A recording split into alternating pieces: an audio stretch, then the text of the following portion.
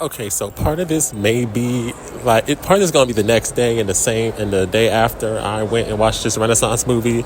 I literally just walked out of the theater, y'all. Initial thoughts: this movie's amazing. This movie was absolutely amazing. Like, I just wanted to get my initial thoughts recorded because, y'all, I don't care if you went to the concert, didn't go to the concert. You need to watch this movie. It's crazy. So I'm gonna let y'all get to the actual review. I just need to get my initial thoughts out first. Hey y'all, I just want to say this real quick. I noticed while I was recording, I was sniffling like crazy. It's not all about. There's some parts I caught it at some points. In case I missed some, I'm sorry y'all. I have a cold. It's been cold. It's been cold over here. I'm sorry. Well, I just want to let y'all warn you. I'm just gonna warn you about that real quick. So enjoy the review. Thank you for watching.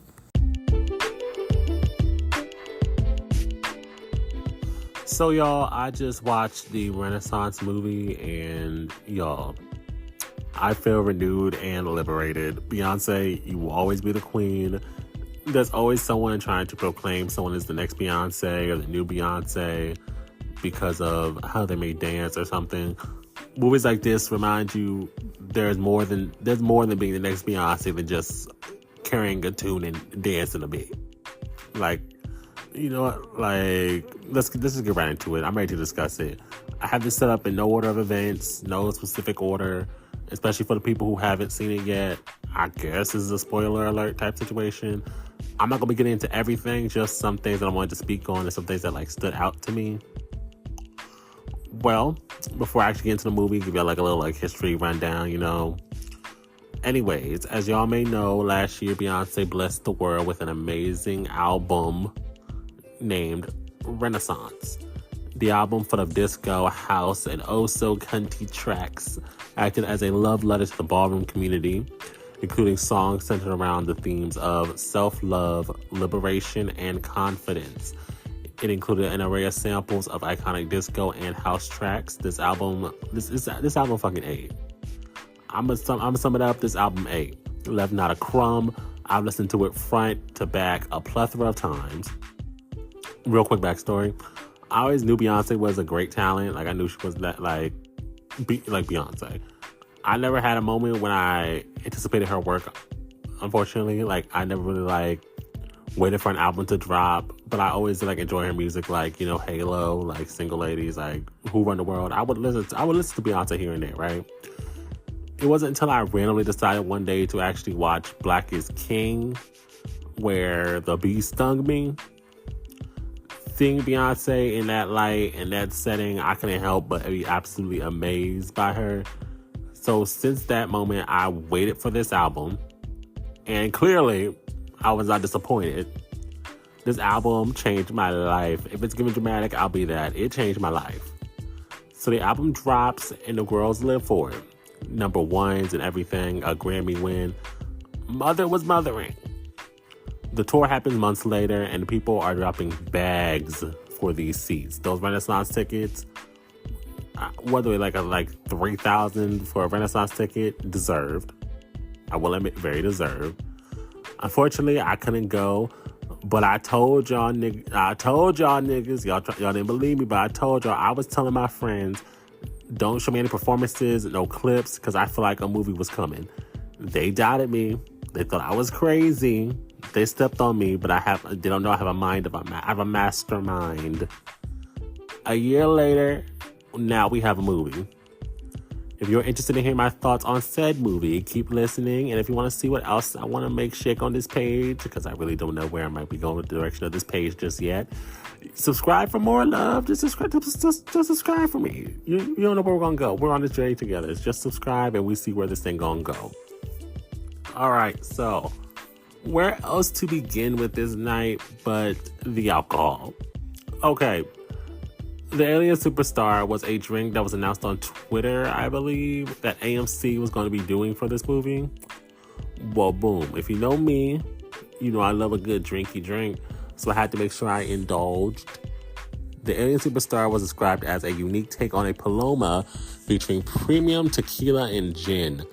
When I tell you before the movie even started, I was feeling unique.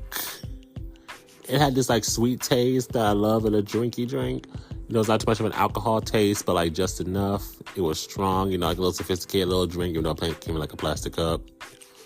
I felt like a good little something. But again, I'm like a lightweight. I can admit I'm a lightweight. Like, I get this again whenever I find it or something close to it. I never had a Paloma before. That was a first for me, but like, it was cute. I highly recommend this if you're going to be hitting the AMC to view the movie. That's just a random thing. Like, I had to talk about the drink. The drink was delicious. I recommend it. You should definitely get it. Okay. Movie itself. Less than 5 minutes in, mind you, I'm sitting like second row from the screen. Not my usual choice. The tickets were almost out. It was the last seat for that screen specifically. So I'm second row from the screen. I am looking up at a beautiful giant Beyoncé singing Dangerously in Love to Me. And instantly I am teary-eyed as if she is in front of me for real. Like, that is when I knew what I was going to be getting into. Like I said, this isn't going to be a step-by-step from the movie, just a little discussion on the part that stuck out to me. Honestly, I couldn't give you a play-by-play anyways, because by the end of the movie, I forgot how time worked. Like, it's just, I was so in shock that I forgot. I can't even tell you in order of which these things happen. But the intro, I just had to speak on that real quick. The intro was gorgeous. It was beautiful. Beyoncé looked amazing, of course. The transitions in the beginning were absolutely amazing. Like, immediately it immersed you into the world of Renaissance and put you into the setting. The way they just did that entire scene was great. It was beautiful. One of the biggest things I look forward to in this movie was actually seeing the behind the scenes, specifically watching how Beyoncé contributed to the production of the show. Spoiler alert, she contributes to every second. If you've seen other Beyoncé videos of her talking about like her performances she puts on, if you watch Homecoming, you have seen how included Beyoncé is into the creation of her shows. She has an understanding of my name is on it. Like, I have to make sure it's up to my standards. Watching these moments, even when they first show up in the movie, I thought to myself, I've actually all this for years. I've been telling people this. I wouldn't be surprised if people who work for Beyoncé or working for her said that they thought she was like, quote unquote, a mean boss. I wouldn't be surprised, because that's typically the label people put on people, especially women, who take what they do seriously and get into the whole like, no funny business, this is the real business, we gotta get this together. Like, mind you, she isn't talking to anyone crazy. She's just making it clear she isn't going to accept bare minimum when a higher caliber is accessible. Like, there's even a part where she's talking to someone about like a lens for the camera. She wanted wider. He tells her it's as wide as a lens that they can get, and she still wanted a wider one, and even looked up herself and saw that they had wider ones available. Like, there's this montage of her going scene to scene, calling for changes and edits to make the show great. Like, seeing her so immersed in her process, so hands-on, increases the respect I already have for her as an artist. Like, every time I see it, it's like one of my favorite things to even see, like, Beyoncé do. Another part I was really glad that they actually included was the incorporation of Blue Ivy in the set. I'm gonna say this, I'm so happy Blue didn't let you punks stop her from doing what she wanted. For adults that can't even bend over to touch their toes without being out of breath or with a lick of confidence trying to tear down a child performing around the world. Instead of giving in, Blue actually practiced more and more, which Beyoncé and Beyoncé's father actually touched on. They both had talked about it in the film.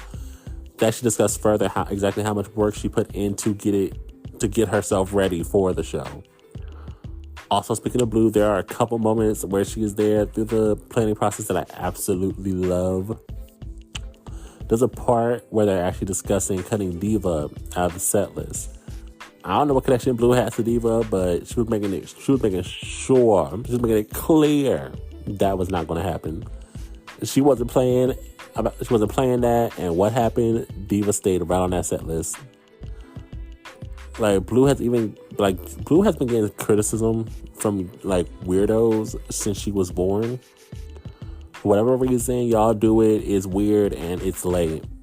If you feel better dunking on a child, you are so lame. No matter who her mom is or how in the public eye she is, y'all are incredibly weird for that. But anyway, shout out to Blue for sticking to her guns and doing her, and the real ones love seeing her do what she does. Again, actually, during that part, I actually got really teary-eyed, too. Like, the emotions were emoting in the first couple segments of this movie. Not even gonna lie to you. Motherhood was actually a big thing that she actually highlighted throughout this entire movie. Like through her mom, and her trumpet player, Crystal Torres, who was pregnant during the tour. Like the conversation of not having to choose between motherhood and your career is one I love to hear being had. It's a necessary one until the idea that you can't do both is completely like fizzled out. Seeing Beyoncé in Mommy Mode is absolutely adorable. The way she talks about being a mother is beautiful. Beyond just the kids, her entire family is actually very much so highlighted in this film. Of course, I use entire very loosely, of course. There's a part where she actually highlights Uncle Johnny, which I actually hope for. Like, I actually am happy. I actually expected that her going into more detail about her uncle. Hearing his story of being a gay black man that used his love for fashion as a way to provide for himself and to survive. Hearing the stories Tina Knowles was telling about him in that part, it was just absolutely heartwarming. And y'all, I was absolute best. That was the third time I cried. That was the third time I got teary-eyed in that movie. This movie, I did not expect it to be so emotional as it was. I expected to be like excited and like dancing and like happy and very joyful, but I didn't expect so many like emotional moments where it's like, oh dang, I could cry right now. Didn't see that coming, but I enjoyed it nonetheless. Sometimes I enjoy a good cry about movies. I enjoy crying at a movie sometimes. There's a part where she dives deeper into the impact of Ballroom and the impact it had on the entire album, the influences that she took from. We get interviews from the dancers. We get a highlight from Kevin Prodigy. A great moment that I'm happy was had. If you listen to music from a Ballroom, then you have heard Kevin Prodigy. Like the most recognizable voice, hands down. We get some stories of how some of the dancers started voguing and even how they even got onto the tour, which goes into another thing I really love about Beyoncé. She gives people chances. People who aren't already known, she gives them chances. Like one of the girls, the Renaissance tour was literally her first job. She went viral from a video of her wig falling off while she was dancing. Beyoncé saw it, loved it, and now your first job is the Renaissance tour. Y'all need to stop sleeping on yourselves. You don't know who's watching and waiting to give you an opportunity. Like that, hearing that was absolutely amazing. It made me feel like I could probably work for Beyoncé one day. I don't dance. No, I don't dance. But I could probably do something. Beyoncé's like, you know what? Yeah. So like, that part right there, I loved it. Again, one of the things I really just love about Beyoncé. A few other things I'm just going to shoot right through before I move to my next part of the discussion I want to talk about. It's going to be more like techie type tech shit, like more like, the transitions. The transitions throughout this movie are absolutely flawless. One thing Beyonce's going to do with one of these type of movies is eat up a transition. Like, personally, I thought they were better than Homecoming, and even I thought the transitions in Homecoming 8, they were seamless, they were beautiful. The cinematography was incredibly captivating. The movie's about 3 hours long, and pretty much every shot is incredibly visually stunning. The way this film is structured, beginning to end, is chef's kiss perfection. They know what emotion to put you through at the right time so they can get you right to the next part and like completely like, boom, blow your mind. Also, as a Barty Gang hottie, seeing this Cardi and making cameos were oh so pleasant. My three queens in one film. I had to throw it in there. Seeing Cardi get her like few moments on screen, seeing Megan perform, which was, I love seeing Megan perform. I was so happy to see Megan. I feel like it was a no-brainer. They're going to include the Megan performance in the movie, but actually seeing it, because like I said, I didn't watch any clips of the performance before, so finally getting able to see it, I loved it. It was amazing. So, y'all, this movie was A1. You'll be doing yourself a disservice whether you went to the concert or not, because I've heard people say, I went to the concert, I'm not going to watch it. Which is interesting. Actually, I had a lot of people at the theater I went to who went to the concert and still went. So if you think I went to the concert, so there's no point in me watching it, it is still a good watch. Like, it is still Like you're what you thought you saw it at the concert, but you're still getting a whole bunch of stuff you did not see before. Like it's a whole different look. Like so, just go watch the movie. Just go watch it. Like I highly recommend catching it in theaters. Like when I tell you the energy that this movie radiates, you're gonna want to watch it in the grandest way possible with the surround sound and the best visual quality possible. I'm gonna say the one thing I kind of wanted was a little segment for the twins. I know, like, Les Twins, her backup dancers. I know it's me being greedy, but I love them, and I would have loved that. But overall, tens across. Okay. And by the way, if you hear me sniffling, I'm so sorry. A little cold. I got a little cold. Okay. Now, I wanted to touch on, after discussing the movie, my thoughts on Beyoncé overall. Like I said, I always do. She was that girl. I really want to finally get my thoughts on the whole Beyonce's overrated debacle that y'all love to have. Few thoughts on that. Right now, there's a post going around Twitter saying, you haven't really become a huge black female pop star until your own community starts dogging you out, just as Whitney Houston. Of course, I saw this the day before I was going to watch the movie. So my thoughts immediately went to Beyoncé. Because let's be real, this whole overrated campaign is heavily in the black community, and that's always baffled me for the following reasons. I'm always hearing talk about supporting our artists, but then I realize some of you only want them supported to a certain degree until they get to a certain point. When they get past that point, that's when y'all come with the hate and the discrediting. Because to be real, you could think Beyonce's overrated, but Beyonce has also been active in the game since 97. Like, her career has surpassed decades. She is still topping charts and holds the ability to drop randomly and then the world stops. She holds the same amount of relevancy, if not more, that she has held years prior. Not everyone can say that. Not even the ones y'all try to put her against and attempt to discredit her. Even when y'all try to compare the legends that have passed.